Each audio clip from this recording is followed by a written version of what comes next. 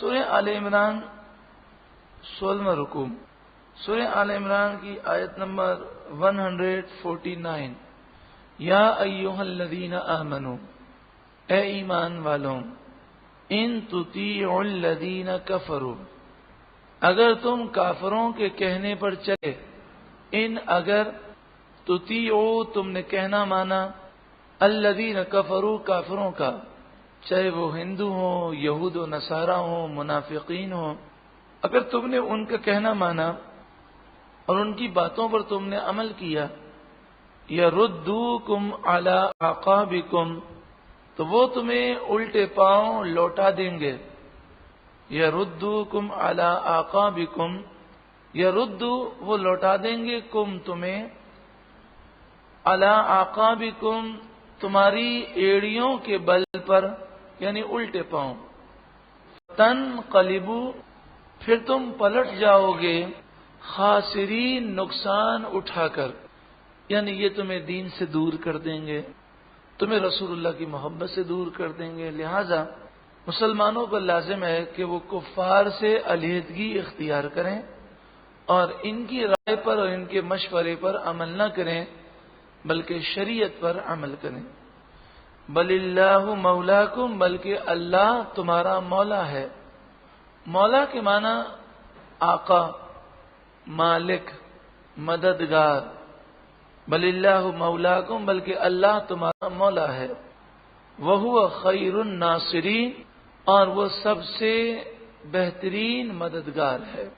دیکھیں، یہ نہیں فرمایا گیا کہ صرف اللہ ہی مددگار ہے، بلکہ فرمایا خیر الناصرین، جتنے بھی مددگار ہیں اس میں سے سب سے زیادہ مدد کرنے والا اللہ ہے۔ تو اگر اللہ کے سوا کوئی ناصر نہیں، مددگار نہیں، تو پھر خیر الناصرین کے معنی کیا؟ حقیقی طور پر مددگار اللہ ہے اور جتنے بھی مددگار ہیں وہ اللہ کی عطا سے ہیں۔ تو اس لیے فرمایا خیر الناصرین، جتنے بھی ناصرین ہیں، مددگار ہیں، ان میں سب سے بہترین مدد کرنے والا صرف اللہ ہے کہ اس کی مدد حقیقی طور پر ہے۔ جب نبی اکرم صلی اللہ علیہ وآلہ وسلم غزوہ احد سے فارغ ہوئے تو دو باتیں ہوئیں۔ ایک بات تو یہ ہوئی کہ کافروں کے جو سردار تھے اس وقت، حضرت ابو سفیان، جو بعد میں مسلمان ہو گئے، تو ابو سفیان نے رسول اللہ سے کہا کہ بدر کے موقع پر آپ نے 70 کافر مارے تھے اور 70 گرفتار کیے تھے، تو احد کے موقع پر ہم نے 70 مسلمان مارے، شہید کیے، لیکن ہم گرفتار کسی کو بھی ہم نہیں کر سکے، تو ابھی بدلہ لینا ہمارا باقی ہے۔ آئندہ سال ہم بدر کے مقام پر آئیں گے اور پھر وہاں پر آپ کا اور ہمارا مقابلہ ہوگا، اور جو بدلہ باقی ہے وہ ہم لیں گے۔ تو رسول اللہ صلی اللہ علیہ وآلہ وسلم نے فرمایا انشاءاللہ میں آئندہ سال تم سے مقابلے کے لیے بدر کے مقام پر پہنچوں گا۔ تو بدر کے دو غزوے ہیں، ایک ہے بدر کبریٰ، عام طور پر جو غزوہ بدر جسے کہا جاتا ہے وہ بدر کبریٰ ہے، اور دوسرا ہے بدر صغریٰ، اور عام طور پر لوگوں کو اس غزوے کے بارے میں معلومات نہیں ہیں۔ تو یہ احد کے بعد ہوا اور اس کے 1 سال کے بعد۔ یہ کہہ کر ابو سفیان کافروں کو لے کر روانہ ہوئے۔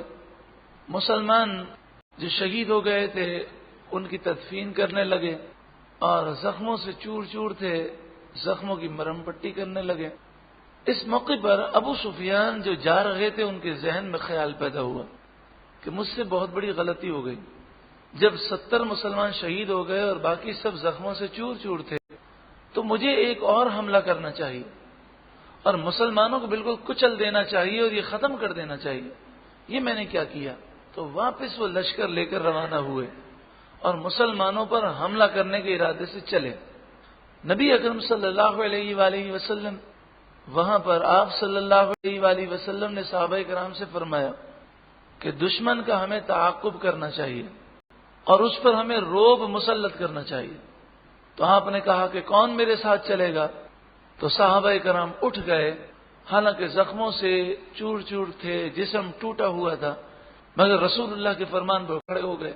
حضور نے 70 صحابہ کرام کو لیا اور 70 صحابہ کرام کو لے کر رسول اللہ کفار کی طرف چلے حملہ کرنے کی ارادے سے، تاکہ ان کا تعاقب کریں اور اگر یہ واپس آ رہے ہوں تو ان پر حملہ کریں، ورنہ ان کو اتنا بھگائیں کہ مکے کی طرف روانہ ہوں، مسلمانوں کے خوف میں مبتلا ہوں۔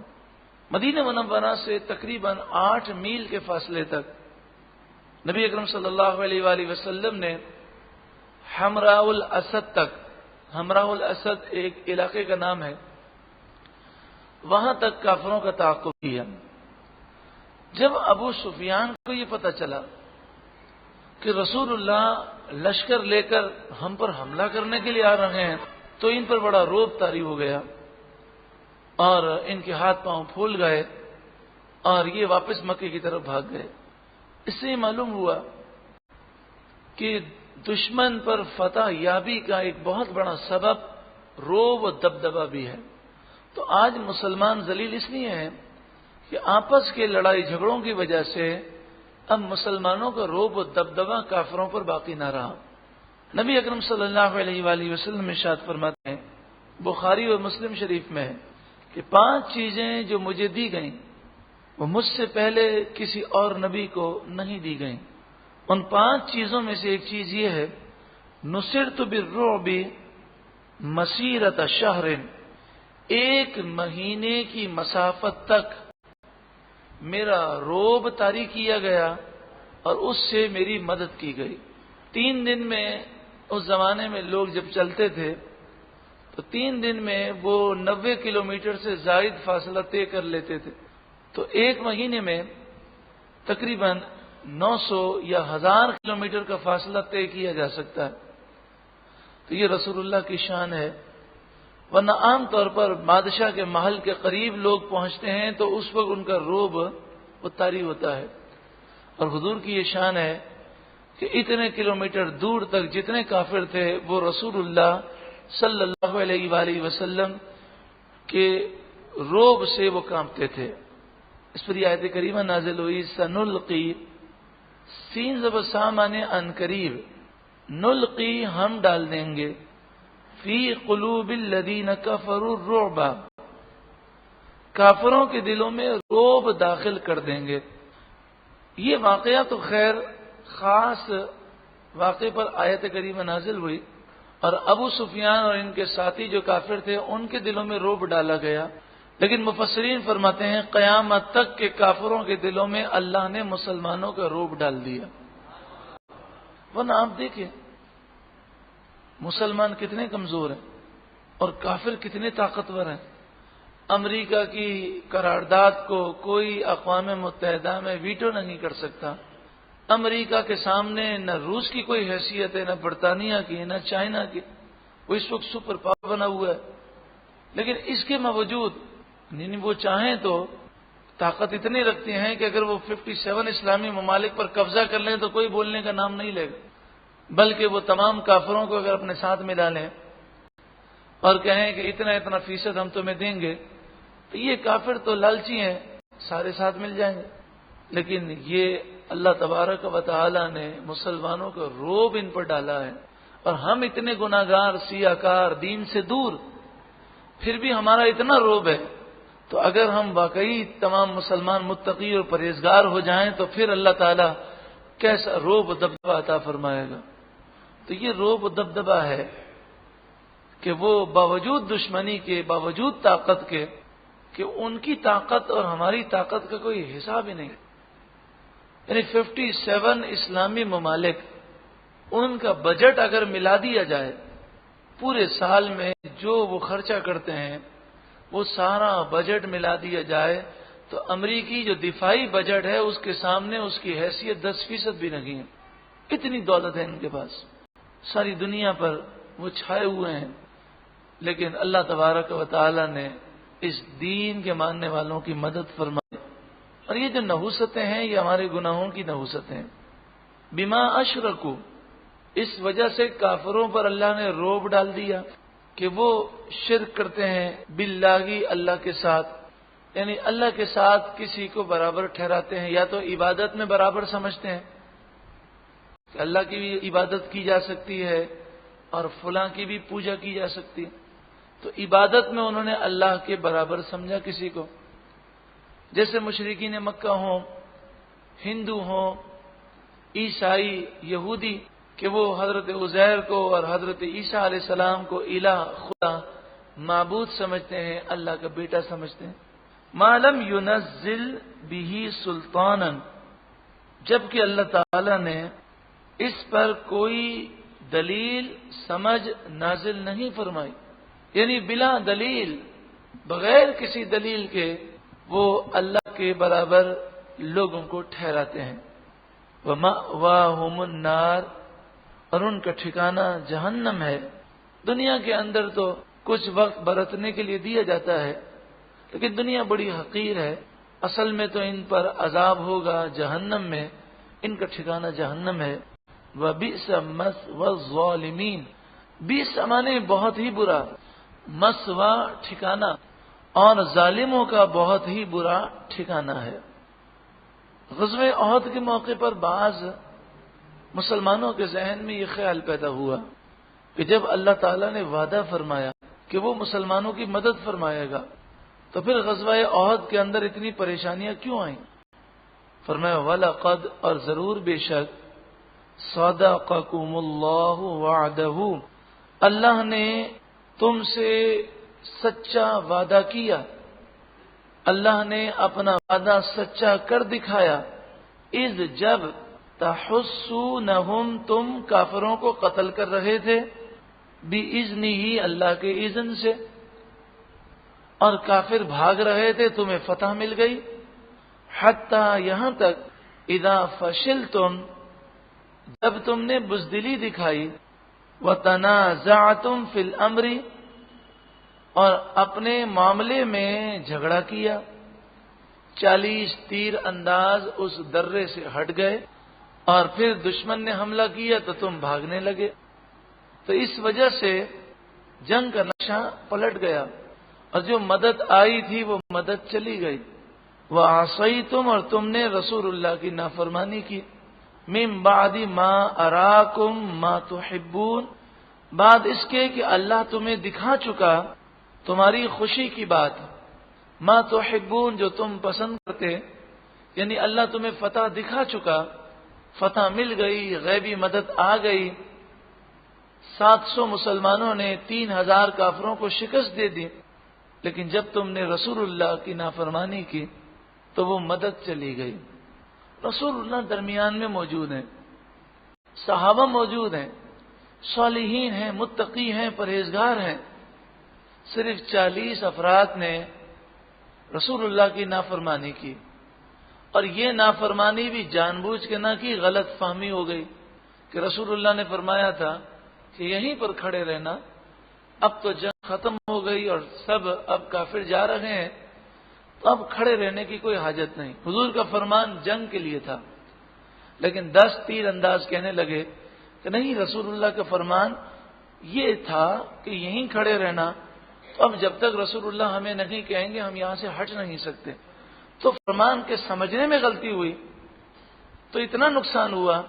اور آج کا مسلمان تو جان بوجھ کر رسول اللہ کی نافرمانی کرتا، تو کہاں سے کاروبار میں سکون ہوگا، کہاں سے گھر میں برکتیں ہوں گی، کہاں سے رشتہ داروں میں سکون ہوگا؟ نحوستیں ہیں، کیونکہ اللہ کے محبوب صلی اللہ علیہ وآلہ وسلم سخت رنجیدہ ہوتے ہیں جب کوئی رسول اللہ کی نافرمانی کرتا ہے، اور رسول اللہ اللہ کے محبوب ہیں، جو اللہ کے محبوب کو رنجیدہ کرے گا اللہ تعالیٰ اسے سکون نہیں دے گا، جو اللہ کے محبوب کا دل دکھائے گا وہ اللہ کے محبوب ہیں، اللہ تبارک و تعالی اسے بھی رنج میں مبتلا فرمائے گا۔ حضور ہمارے برے اعمال دیکھ کر رنجیدہ ہوتے ہیں۔ دیکھیں نا، اگر ہم اپنی اولاد کو برے کام میں دیکھتے ہیں تو کتنا ہمیں دکھ ہوتا ہے، تو جو اولاد اپنے ماں باپ کو دکھ پہنچائے وہ سکھی کیسے ہو سکتی ہے؟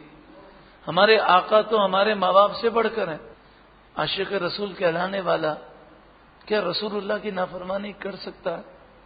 ایک تصور قائم ہو جائے کہ میں جو گناہ کر رہا ہوں اس سے میرے محبوب ناراض ہوں گے، ان کا دل رنجیدہ ہوگا، تو پھر وہ دنیا کی پرواہ نہیں کرے گا، بس اس کی ایک ہی خوشی ہوگی کہ میرے محبوب صلی اللہ علیہ وسلم نے ہم پر کتنے احسانات کیے، تو ہم ان کی فرما برداری کریں، انہیں خوش کریں۔ جب وہ خوش ہو جائیں گے تو ان کے صدقے میں اللہ بھی خوش ہو جائے گا۔ منکم من یرید الدنیا، تم میں سے بعض دنیا چاہتے تھے، انہوں نے سوچا کہ مال غنیمت ہم جمع کر لیں۔ وَمِنْكُمْ مَنْ يُرِيدُ الْآخِرَةَ، اور تم میں سے بعض آخرت چاہتے ہیں۔ تو وہ 10 تیر انداز تھے کہ جنہوں نے جان دے دی اور شہادت کا رتبہ پا لیا لیکن وہ جگہ نہ چھوڑی۔ ثم پھر صرفکم عنہم، اللہ نے تمہارا منہ ان سے پھیر دیا، یعنی تمہاری فتح شکست میں تبدیل کر دی، تم بھاگنے لگے۔ پہلے تم ان کی طرف حملہ کر رہے تھے، اب تمہیں بھاگنا پڑا۔ یہ واقعہ اس لیے ہوا لیبتلیکم، تاکہ اللہ تمہارا امتحان لے کہ ایسے حالات میں اب کون ثابت قدم رہتا ہے۔ وَلَقَدْ عَفَا عَنْكُمْ، اور ضرور بے شک اللہ نے تم سے درگزر فرمایا۔ عفا، تمہیں معاف کر دیا۔ مجھے بتائیں کہ اسلام لانے سے پہلے جو لوگ تھے وہ کتنے بڑے بڑے گناہ کیا کرتے تھے۔ حضرت عمر رضی اللہ تعالیٰ عنہ کا مقام و مرتبہ ہر کوئی جانتا ہے، لیکن اسلام لانے سے پہلے آپ اسلام کے کتنے دشمن تھے، بلکہ ننگی تلوار لے کر سب کو یہ کہتے ہوئے جا رہے تھے کہ میں محمد کو قتل کرنے جا رہا ہوں صلی اللہ علیہ وسلم۔ اور پھر رسول اللہ کی جو دعا تھی وہ اس طرح ظاہر ہوئی کہ قرآن سنا، اپنی بہن اور اپنے بہنی کو پہلے مارا اسلام قبول کرنے پر، پھر جب بہن نے کہا کہ تو نے میرے چہرے کو خون آلود کر دیا ہے، اے عمر مار مار کے میری جان لے لے لیکن میں اسلام نہیں چھوڑوں گی، تو کہنے لگے مجھے قرآن پڑھ کے سناؤ، اس میں کیا لکھا ہے، ایسی کیا بات ہے۔ تو جب ان کے سامنے سورہ طٰہٰ رکھی گئی اور سورہ طٰہٰ کی 14 آیتیں پڑھی تو رو پڑے اور رسول اللہ کی خدمت میں حاضر ہو کر مسلمان ہو گئے۔ اب ہم بتائیے کیا حضرت عمر رضی اللہ تعالیٰ عنہ اسلام لانے سے پہلے جو اسلام کی آپ نے دشمنی کی، یا دیگر صحابہ کرام اسلام لانے سے پہلے جو انہوں نے معاملات کیے، تو کیا ہم اس کی وجہ سے کسی صحابی کو برا کہہ سکتے ہیں؟ بتائیے۔ جب وہ مسلمان ہوئے، توبہ کر لی، تو اللہ نے ان کے سارے گناہ معاف کر دیے، اور جب اللہ معاف کر دے تو ہم کون ہوتے ہیں بولنے والے؟ تو اسی طرح غزوہ احد کے موقع پر جو میدان جنگ چھوڑ کر بھاگے انہوں نے توبہ کی، اور ہم جب توبہ کرتے ہیں تو ہمیں نہیں معلوم کہ اللہ نے ہماری توبہ قبول فرمائی یا نہیں، اور ان کے متعلق تو قرآن نے نص بیان کی، وَلَقَدْ عَفَا عَنْكُمْ، اللہ نے تم سب کو معاف کر دیا۔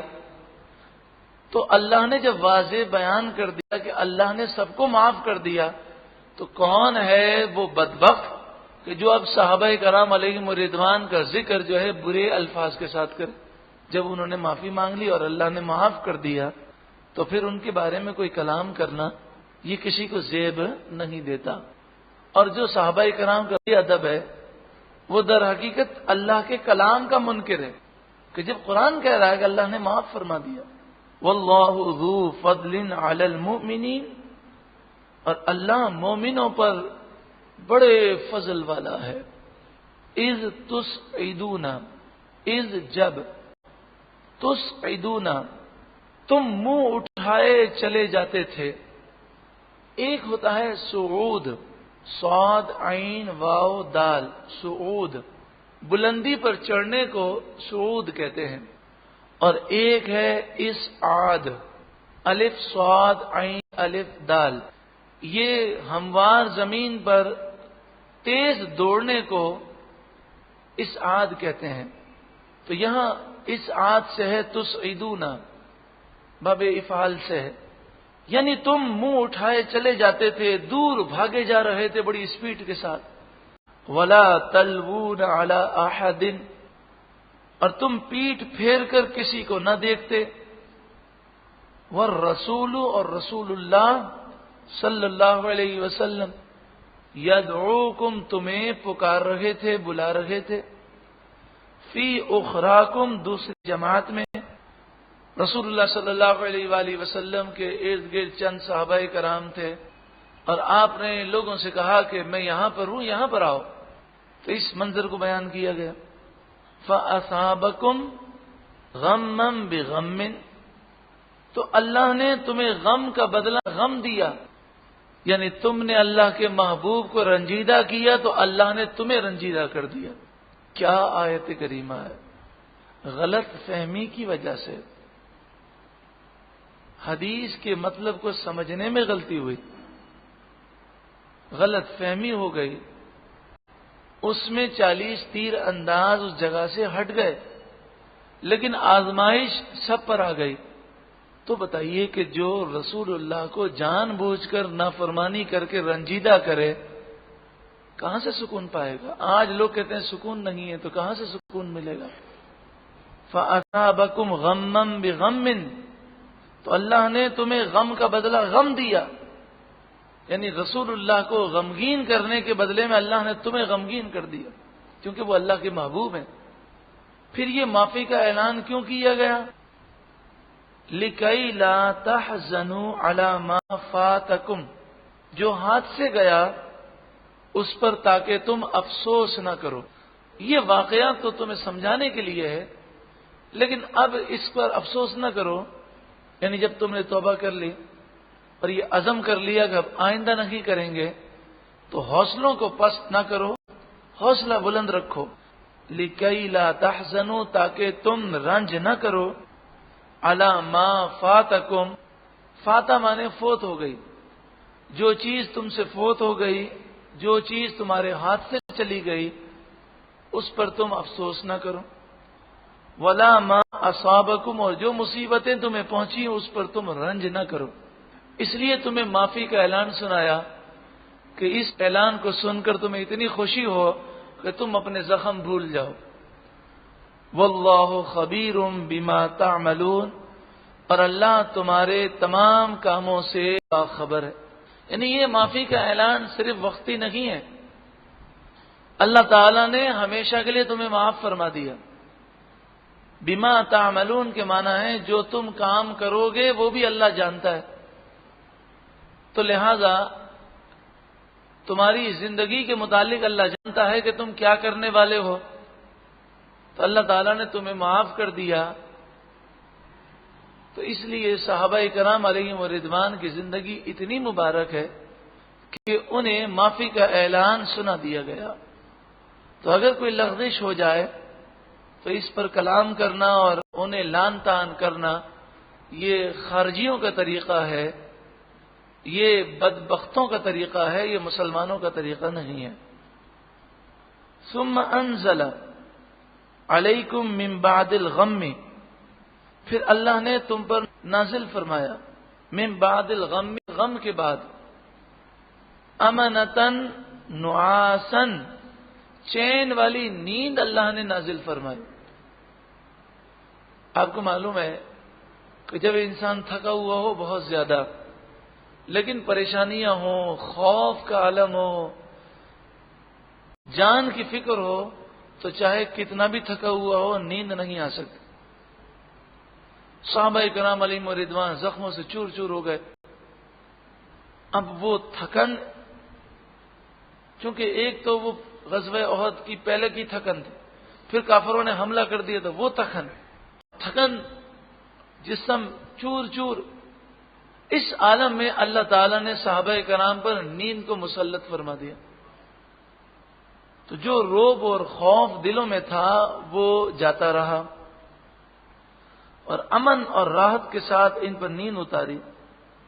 حضرت ابو طلحہ اور حضرت طلحہ کا بیان ہے، بخاری شریف حدیث نمبر 4068 اور ترمذی شریف حدیث نمبر 3008.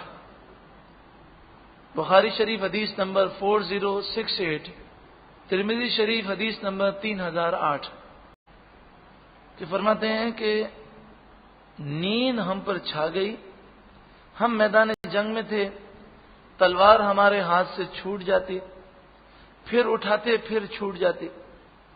اور حضرت طلحہ کہتے ہیں کہ میں دیکھ رہا تھا کہ ہر صحابی کو نیند آ رہی تھی اور نیند کے مارے وہ جھکے جا رہے تھے اپنی ڈھال کے نیچے. ہر صحابی جھکا جا رہا تھا. لیکن یہ کوئی نیند لمبے عرصے کے لیے نہیں تھی، چند لمحات چند سیکنڈ کی نیند تھی اور بیک وقت سب کو آئی. تو یہ بہت بڑی قدرت کا اظہار تھا. اور پھر چند سیکنڈ کے اندر وہ نیند یکدم سب سے اڑ گئی، ساری تھکن دور ہو گئی، ساری تکلیفیں دور ہو گئیں اور اللہ تبارک و تعالی نے انہیں ایسی راحتیں عطا فرمائی کہ پھر انہوں نے کافروں پر حملہ کیا اور پوری قوت کے ساتھ انہوں نے حملہ کیا اور اللہ نے انہیں فتح و نصرت عطا فرمائی. معلوم یہ ہوا کہ اللہ کا کرم ہو جائے تو چند سیکنڈ کی نیند کھڑے کھڑے یا بیٹھے بیٹھے وہ انسان کی ساری تھکن کو دور کر دیتی. اور وہ ناراض ہو تو 8-8 10-10 گھنٹے کی نیند کے بعد بھی انسان اٹھے تو بدن میں تھکن ہی تھکن. کئی بھائی ہیں جو خوشگوار زندگی پروگرام میں آتے ہیں، نیند کی قربانی دیتے ہیں. کئی بہنیں ہیں اسی طرح یادگار رمضان میں رات کے 1-1 بجے تک وہ قرآن کی محبت میں نیند کی قربانی دیتے ہیں. لیکن ان میں سے کئی ایسے ہیں کہ وہ کہتے ہیں کہ ہم 8-8 گھنٹے کی نیند کرتے تھے لیکن پھر بھی مختلف بیماریاں، تھکن، کبھی یہ چیز ہو گئی، کبھی بدن دکھ رہا ہے. لیکن خوشگوار زندگی پروگرام، یادگار رمضان، یہاں پر آنا اللہ کی محبت میں، قرآن کی محبت میں، اور وہ اس پر قادر ہے کہ تھوڑا آرام ہمارے لیے کافی کر دے. تو اس لیے ہمیں گھنٹے نہیں گننے چاہیے بلکہ اللہ سے اس کی رحمت مانگنی چاہیے کہ وہ تھوڑا آرام، تھوڑی نیند، تھوڑا کھانا، تھوڑا بولنا، تھوڑی روزی اللہ تعالی ہمارے لیے کافی فرما دے. ثم انزل علیکم من بعد الغم امنۃ نعاسا، پھر اللہ نے تم پر غم کے بعد چین والی نیند اتاری. نعاسن مانے اونگ، نیند، امنتن مانے چین والی. اصل میں یہ تھا نعاسن امنتن، لیکن یہ بدل ہے. اور کبھی کبھی ایسا ہوتا ہے کہ فصاحت و بلاغت کا یہ قاعدہ ہے کہ موصوف اور صفت میں آگے پیچھے کر دیا جاتا ہے. یغشا طائفہ، وہ نیند چھا گئی ایک گروہ پر، منکم، تم میں سے، وہ طائفتن، اور ایک گروہ جو تھا یعنی غزوہ احد کے موقع پر جو 300 منافقین تھے وہ تو واپس چلے گئے تھے، لیکن چند ایک منافقین وہ ساتھ میں چلے گئے تھے. تو ان کے متعلق فرمایا انہیں نیند نہیں آئی، ان کو تو اپنی جان کے لالے پڑے تھے. قد اہمتہم انفسہم، بے شک انہیں اپنی جان کی پڑی تھی. اس لیے معلوم ہوا کہ کیسے حالات ہوں، اگر انسان پر خوف مسلط ہو جائے، بے چینی، خوف، پریشانیاں، تو اللہ کی طرف رجوع کرنا چاہیے کہ اس کا کرم ہوگا تو کیسے بھی حالات ہوں انسان کا دل مطمئن رہتا ہے. یظنون باللہ، وہ گمان کرتے تھے اللہ کے ساتھ، غیر الحق، ناجائز، ناحق، ظن الجاہلیہ، جاہلیت جیسا گمان کرتے تھے.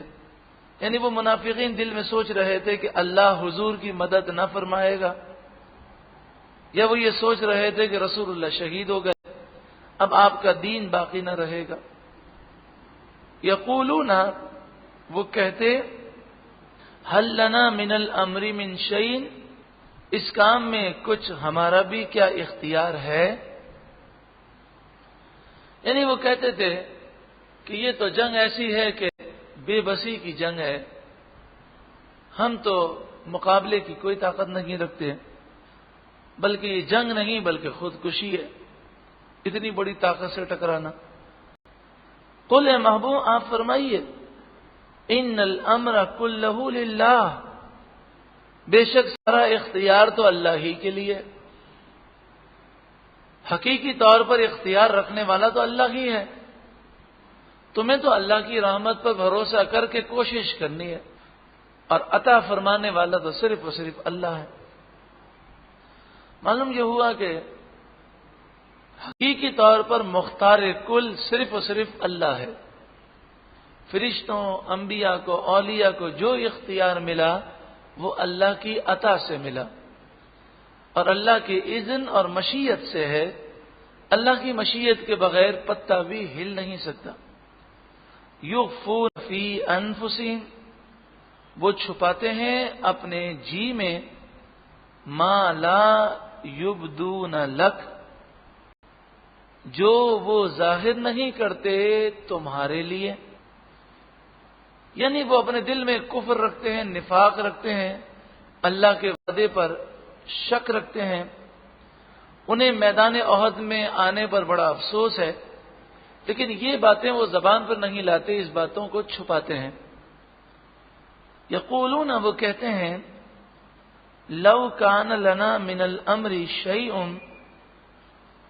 ما قتلنا ہاہنا، لو کان، اگر ہوتا، لنا، ہمارے اختیار میں، من الامر شیء، معاملات میں سے کچھ بھی، یعنی ہمارا کچھ بس ہوتا اور ہمیں کچھ عقل ہوتی تو ہم گھر سے نہ نکلتے۔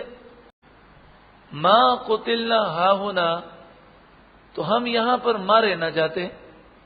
وہ میدان احد میں حالات دیکھ کر اتنے پریشان ہوئے، حالانکہ کیسے بھی حالات ہوں توجہ اللہ کی طرف ہونی چاہیے۔ قل، اے محبوب آپ ان سے کہہ دیں کہ موت سے گھبرانا فضول ہے۔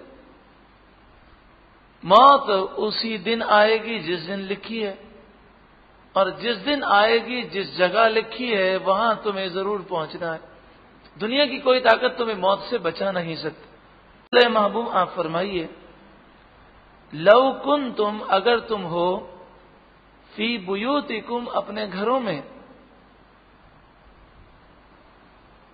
لبرز الذین کتب علیہم القتل الی مضاجعہم، تو جن کا مارا جانا لکھا جا چکا ہے تو وہ نکل کر اپنی قتل گاہوں کی طرف آ جائیں گے۔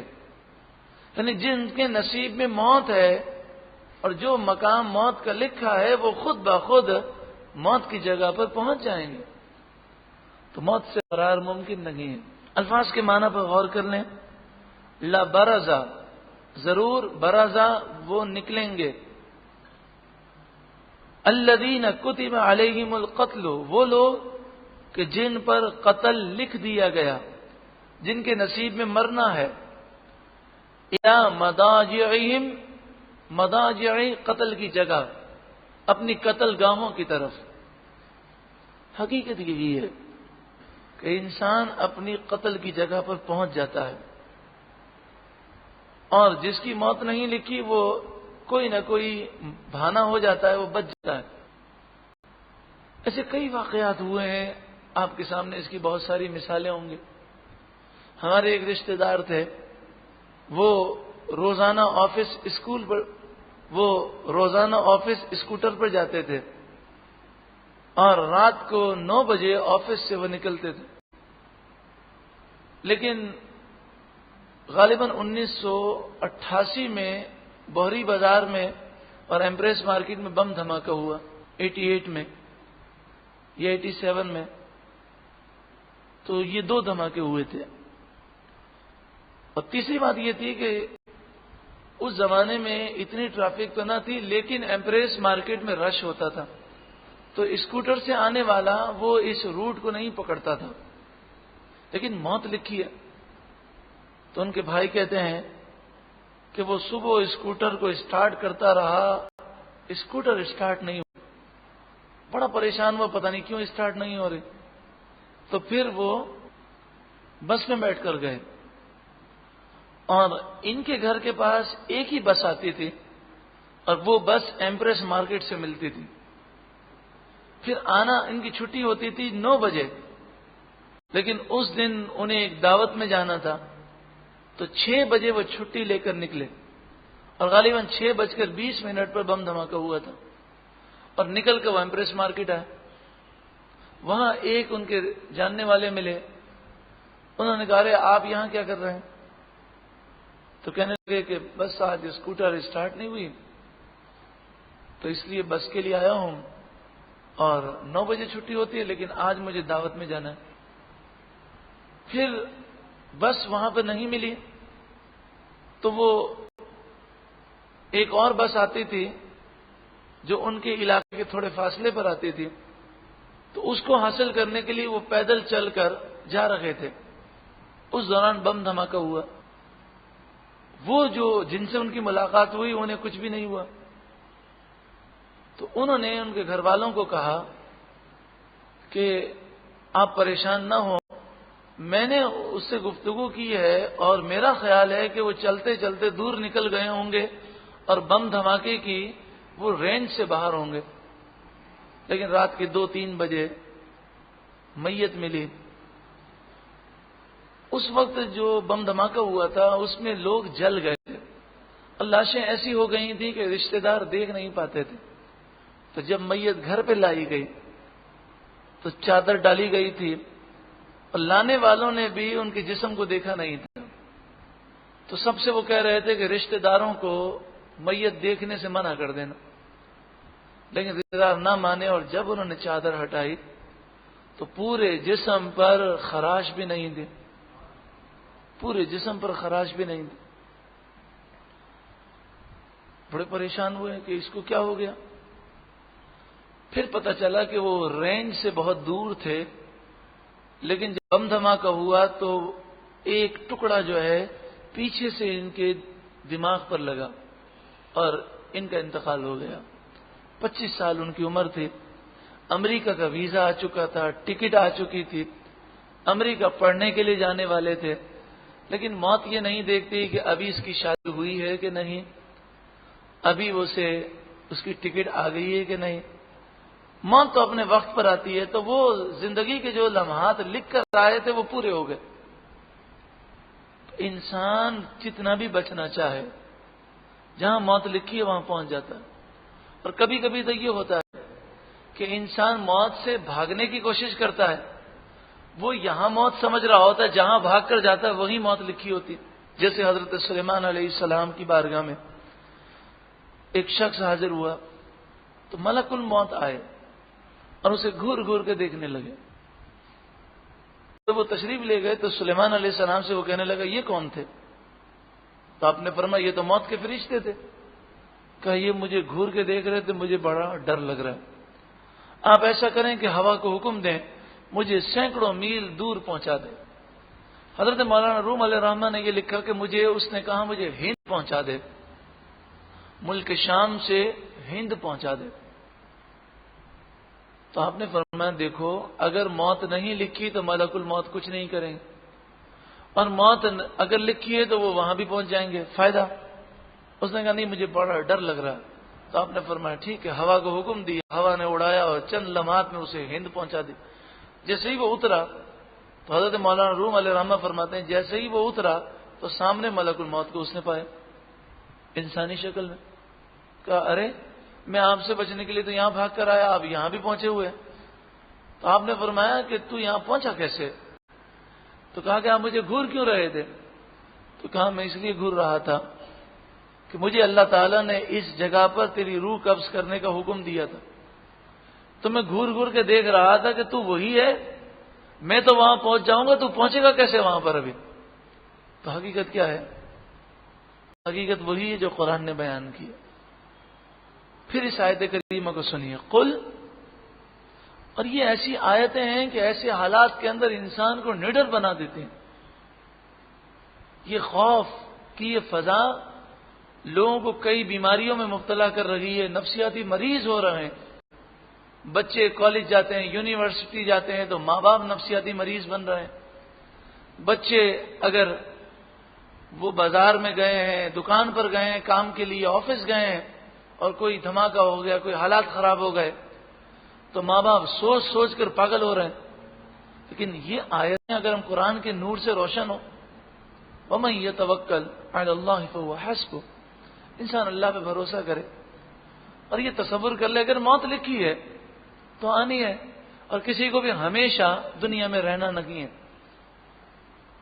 یہ تو اسباب بن جاتے ہیں. اور پھر کسی کے انتقال پر انسان کو اتنا افسوس نہیں ہوتا جتنا اسباب پر ہوتا ہے. موت اگر یہ تصور ہو کہ اللہ کی طرف سے آئی ہے تو اتنا افسوس نہیں ہوتا، لیکن ہم جب تصور کرتے ہیں نا یہ ہو گیا تو موت آ گئی. جیسے ڈاکٹر اگر آپریشن میں غلطی کر دے اور موت آ جائے کتنا افسوس ہوتا. کوئی شخص وہ اوپر سے گر جائے، ماں باپ کو کتنا افسوس ہوتا ہے کہ ہمارا بیٹا یہاں سے گر گیا، ہم نے خیال نہیں رکھا، ہم نے یہ مکان کی چھت بنا دی ہوتی، باؤنڈری بنا دی ہوتی تو ایسا نہ ہوتا. تو اسباب اختیار کرنے چاہیے، حفاظت کے انسان اقدامات کرے، لیکن صبر حاصل کرنے کا طریقہ یہی ہے کہ وہ یہ تصور کرے کہ بس یہ تقدیر میں لکھا تھا تو بہانہ بن گیا. قل اے محبوب آپ فرمائیے لو کنتم فی بیوتکم، اگر تم اپنے گھروں میں ہو، لبرز الذین کتب علیہم القتل الی مضاجعہم، تو جن کے نصیب میں موت لکھی ہے، مارا جانا لکھا ہوا ہے، وہ اپنی قتل گاہوں کی طرف خود نکل کر آئیں گے. یہ غزوہ احد میں واقعہ ایسا کیوں ہوا، آزمائشیں کیوں آئیں؟ وَلِيَبْتَلِيَ اللَّهُ مَا فِي صُدُورِكُمْ، تاکہ اللہ تعالی آزمائے جو کچھ تمہارے دلوں میں ہے. ان تمہارے دل میں ایمان ہے یا نفاق ہے وہ لوگوں پر ظاہر کر دے. وَلِيُمَحِّصَ مَا فِي قُلُوبِكُمْ، اور تاکہ کھول دے جو کچھ تمہارے دلوں میں ہے اسے لوگوں پر ظاہر کر دے. وَاللَّهُ عَلِيمٌ بِذَاتِ الصُّدُورِ، اور اللہ علم والا ہے جو کچھ تمہارے سینوں میں ہے. ان الذین تولوا منکم، بے شک وہ لوگ جو تم میں سے پھر گئے اور میدان جنگ سے بھاگے، یوم التقى الجمعان، اس دن وہ بھاگے جس دن دونوں فوجیں آپس میں ٹکرائیں، مسلمانوں اور کافروں کی فوجیں.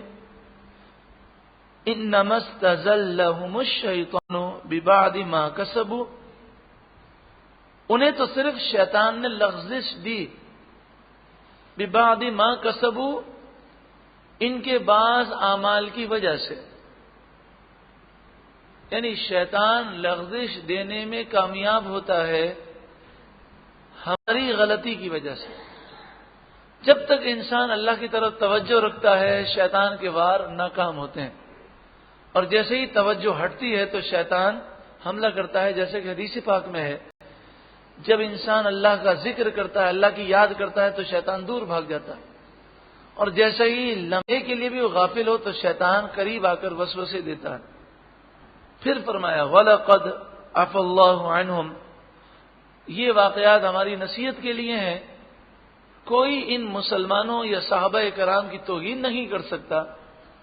وَلَقَدْ عَفَا اللَّهُ عَنْهُمْ، ضرور بے شک اللہ نے ان سب کو معاف فرما دیا. ان اللہ غفور حلیم، بے شک اللہ بخشنے والا حلم